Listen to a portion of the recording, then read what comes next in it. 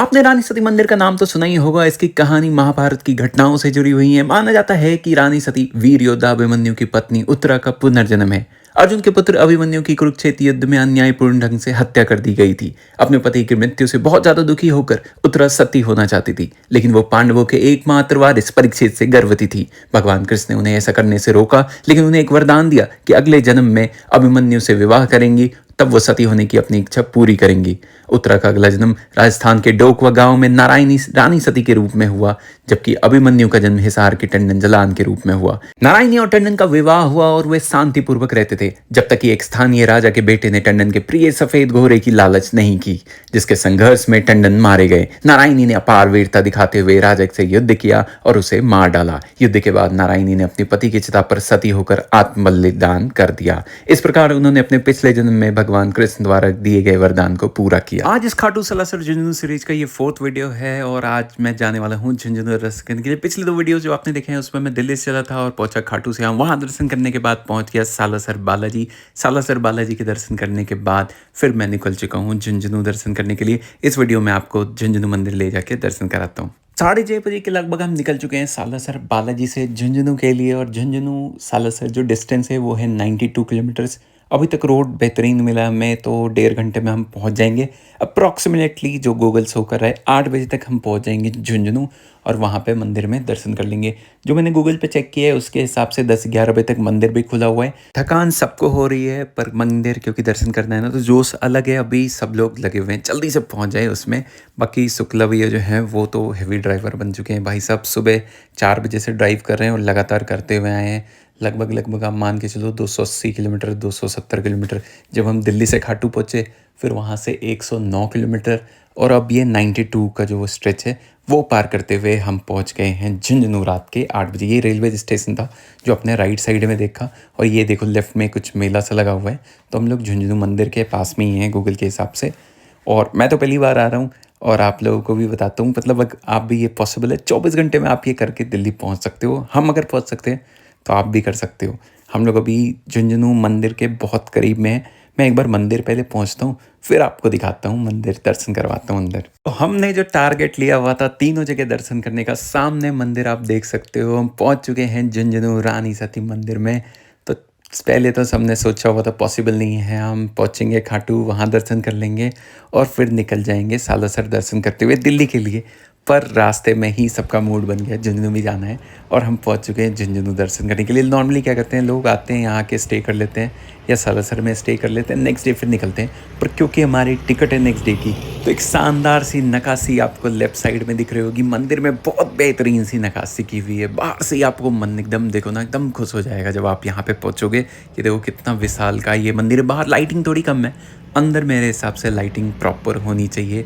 ये देखो माँ दुर्गा का इनको रूप कहा जाता है, तो वहाँ पे आपको वो भी दिख जाएगा। महाभारत काल से ये इसके एक जुड़ाव है, इसलिए यहाँ पे श्री कृष्ण हैं और दुर्गा माता यहाँ पे ऑलरेडी आपको दिखा रहा हूँ मैं इस वक्त जूम करके। तो ये मंदिर बहुत सारी इसकी कहानियाँ हैं जो मैंने स्टार्टिंग में भी आपको बताई है। बाकी मैं अंदर आपको लेके जाता हूँ, यहाँ अगर कोई मिलते हैं तो उनसे भी पूछता हूँ इसके बारे में, मंदिर के बारे में, और जो भी जानकारी मिलती है ना वो आपके साथ इसी वीडियो में मैं शेयर करता हूँ। पहले आगे जाता हूँ, एक बार प्रसाद वगैरह लेके मैं अंदर चला जाता हूँ, अंदर दर्शन करने के लिए। तो चलो अब सबसे पहले बाहर में मुझे प्रसाद काउंटर दिख रहे हैं, वहाँ चलते हैं।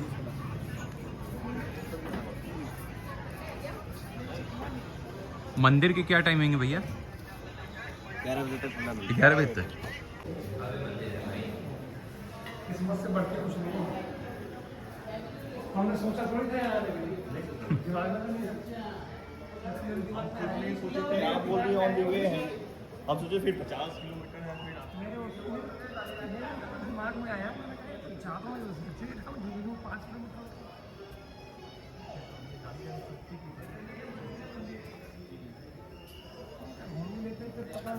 छोड़ देते हैं। अब तो आराम से आधे घंटे रेस्ट करेंगे फिर चलेंगे। मंदिर रानी सती को समर्पित भारत का सबसे बड़ा मंदिर है, जिसे नारायणी देवी या दादी जी, दादी माँ के नाम से भी जाना जाता है। यह असामान्य है कि यहाँ पूजा के मुख्य केंद्र में किसी देवी या देवता की कोई मूर्ति या चित्र नहीं है। इसके बजाय भक्त एक त्रिशूल की पूजा करते हैं जो शक्ति और बल का प्रतिनिधित्व करता है। सामान्य तौर पे ये माना जाता है कि रानी सती एक राजस्थान की महिला थी जो 13वीं से 17वीं शताब्दी के बीच जीवित थी और उन्होंने अपने पति की मृत्यु पर यानी कि सती यानी आत्म बलिदान किया था, सती किया था उनके मृत शरीर के ऊपर में। ये मंदिर सफ़ेद संगमरमर से बना हुआ है और राजपूत शैली की वास्तुकला है यहाँ पे। इस बड़े से परिसर में एक मुख्य मंदिर है जहाँ भी मैं दर्शन करके निकला हूँ। यहाँ पे देखो, ये मुख्य मंदिर है और यहाँ से लेफ्ट में यहाँ पे आप जो भी वो थाली लेके आते हो यहाँ से आपने पूजा करना रहता है। इस मुख्य मंदिर से जब आप निकलोगे ना तो 12 छोटे सती मंदिर हैं। माना जाता है कि उसी परिवार की 12 अन्य महिलाओं को भी समर्पित किया है जिन्होंने सती की थी, जो सती में शामिल थी। उनके ऊपर में ये 12 और यहाँ पे छोटे मंदिर भी बनाए गए हैं। परिसर में भगवान हनुमान, भगवान शिव, भगवान गणेश, सीता माता के भी मंदिर हैं। ये विशेष रूप से मारवाड़ी समुदाय के लिए एक प्रमुख तीर्थ स्थल है और इसका प्रबंधन कोलकाता के मारवाड़ी मंदिर बोर्ड द्वारा किया जाता है। मंदिर परिसर में यहाँ नवग्रह के भी मंदिर हैं, बाकी और भी देवी देवताओं के भी यहाँ पे बहुत सारे मंदिर आपको मिल जाएंगे। दुर्गा माँ के अलग अलग जो रूप हैं वो भी यहाँ पे दिखाए गए हैं। तो बहुत सारे मंदिर हैं यहाँ पे। अगर आप यहाँ पे रुकना चाहो तो यहाँ रुकने की भी व्यवस्था है। यहाँ आश्रम बने हुए हैं बहुत सस्ते में, आपको अच्छा साफ़ सुथरा सा रहने का भी यहाँ पे बंदोबस्त है, जुगाड़ है। इसके अलावा यहाँ पे सुबह और शाम में प्रसाद होता है जो बहुत ही मिनिमम फ़ीस के साथ बहुत ही स्वादिष्ट भोजन कराया जाता है भक्तों को।